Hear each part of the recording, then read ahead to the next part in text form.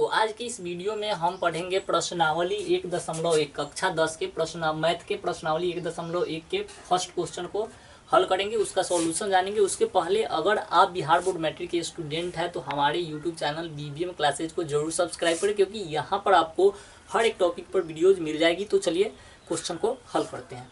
तो यहाँ पर जो 1 नंबर क्वेश्चन है वो क्वेश्चन है कि निम्नलिखित संख्याओं का HCF यूक्लिड विभाजन एल्गोरिदम विधि से निकालें।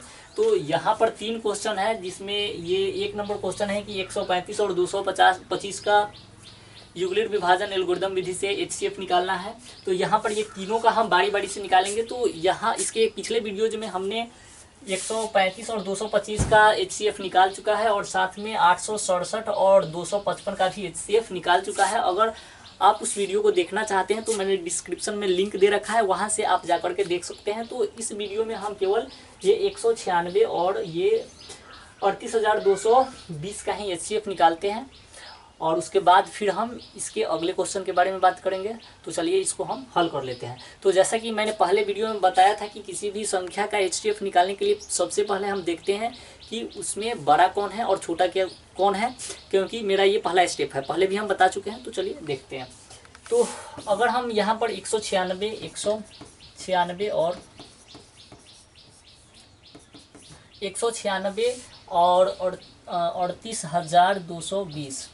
38,220 इसमें अगर हम देखें तो ये यहाँ पर ये दोनों में बड़ा कौन है, बताए थे कि पहला स्टेप देखना है कि बड़ा कौन है छोटा कौन है। तो इसमें बड़ा कौन है 38 है, 38,220 है, 38 22 0 है।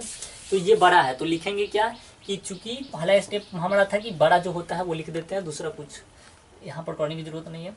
तो 38 22 0 बड़ा है 196 से। तो इसके बाद में हम बताए थे कि अब हम जो बड़ा होता है उसको A मानते हैं और जो छोटा होता है उसको B मानते हैं। तो यहाँ पर बड़ा ये वाली संख्या है, इसीलिए इसको A मान लेंगे और इसको B मान लेंगे। तो यहाँ पर हमारा A बराबर हो गया 38 22 0 और B बराबर हो गया 196। तो अब जैसा कि दूसरे स्टेप में हम बताए थे कि अब उसके बाद यूक्लिड विभाजन एल्गोरिदम से लिखते हैं और उसके कथन को लिखते हैं। तो लिख देते हैं यूक्लिड विभाजन एल्गोरिदम के कथन को। तो यूक्लिड विभाजन एल्गोरिदम से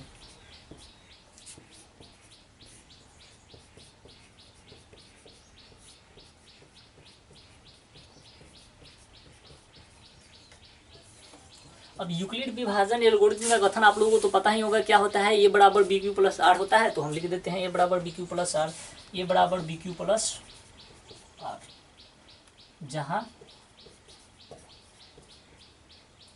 0 या तो छोटा होगा या बराबर होगा R का, और R छोटा होगा B से। अब उसके बाद हम बताए थे कि इसको क्या करते हैं कि भाग देते हैं और उसके बाद लिखते जाते हैं। तो देख लेते हैं भाग दे करके इधर ये रफ हो रहा है। तो ये 196 से भाग देंगे हम 38 22 0 में। तो यहाँ पर ये 195 से कट जाएगा, इसीलिए डायरेक्ट हम लिख दे रहे हैं 38 22 0, ये कट गया। तो जैसा कि हम पिछले वीडियो में बताए थे कि जब R बराबर यानी कि शेषफल 0 आ जाता है तो हम जो प्रक्रिया रहता है वो बंद कर देते हैं। तो हमारा तो यहाँ पर प्रथम स्टेप में ही 0 आ चुका है, तो सिर्फ हम मान लिख देंगे और यहाँ पर HCF हमारा प्राप्त हो जाएगा। तो यहाँ पर देखें तो बताए थे कि बीच वाला जो मान होता है उसको A कहते हैं, तो ये A हुआ, और इसको B कहते हैं तो ये B हुआ, और ये A होता ये Q होता है तो ये Q होगा, और ये B होगा, और ये R होगा। अब यहाँ पर ये A का मान A के सामने, B का मान B के सामने, Q का मान Q के सामने, और R का मान R के सामने लिख देंगे। पता ही है आप लोगों को, तो चलिए लिख लेते हैं। तो A का मान जो है वो लिख लेते हैं इसके सामने, बराबर B का मान जो है 196 है तो 196 लिख देते हैं, और गुने ये जो A का ये जो Q का मान है वो लिख देते हैं। तो ये 195 है तो 195, और जो R का जो मान है वो लिख देते हैं 0, तो 0 0, तो ये 0 हो गया।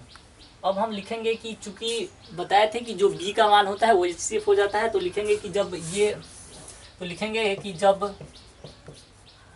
जब B बराबर 196 तो R बराबर 0, इसीलिए HCF बराबर 196। तो इस तरह से आप किसी भी संख्या को यूक्लिड विभाजन एल्गोरिदम विधि से आसानी से हल कर सकते हैं।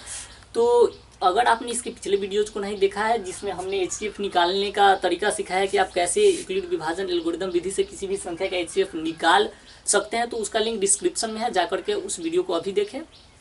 और इसके अगले वीडियो में हम बात करेंगे इसके अगले क्वेश्चन को, यानी 2 नंबर क्वेश्चन को। तो आज तक